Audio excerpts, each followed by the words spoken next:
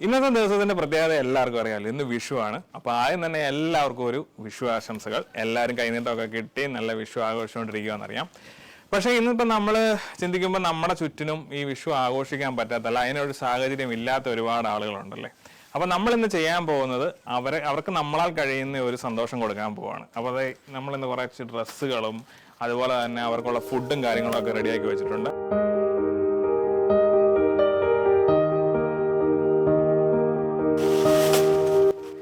അപ്പോൾ നമ്മൾ സ്വസ്തി ചാരിറ്റബിൾ ട്രസ്റ്റിന്റെ സുജാത ചേച്ചിയുടെ കൂടെയാണ് നമ്മൾ ഇന്നിപ്പോൾ ഈ ഒരു ഡ്രസ്സും കാര്യങ്ങളും എല്ലാം. ചേച്ചി ഓൾറെഡി ഇങ്ങനെയുള്ള കാര്യങ്ങൾ ചെയ്യുന്നതാണ്. പക്ഷേ ഇന്നിപ്പോൾ നമ്മൾ അതിനു മുന്നേ നിങ്ങളോട് ഒരു കാര്യം കൂടെ പറയുന്നത്, നമ്മളിപ്പോൾ നാട്ടിൽ തിരിച്ചെത്തിയിരിക്കുകയാണ് 5 മാസത്തിന് ശേഷം. അപ്പോൾ നമ്മൾ ഇന്നും കുറച്ച് കാര്യങ്ങളൊക്കെ ചെയ്യാൻ പോവാം. അപ്പം ഇന്ന് അതിൻ്റെ തുടക്കമായിട്ട് നല്ലൊരു ദിവസമല്ലേ വിഷു. അപ്പോൾ ഇന്ന് നമുക്കിത് ഇതിലങ്ങ് തുടങ്ങാം. അപ്പോൾ ഡ്രസ്സും കാര്യങ്ങളും എല്ലാം കൊടുക്കുന്നു. അപ്പോൾ അതിൻ്റെ കൂടെ ഫുഡും കൊടുക്കുന്നുണ്ട്. അപ്പോൾ നമുക്ക് നേരെ ടൗണിലോട്ട് പോവാം. എന്താണ് അവിടെ ആർക്കൊക്കെ കൊടുക്കാൻ നമുക്ക് പറ്റും, അവർക്ക് അതിന് കിട്ടുന്ന ഒരു സന്തോഷമൊക്കെ നമുക്ക് നേരിട്ട് തന്നെ കാണാം.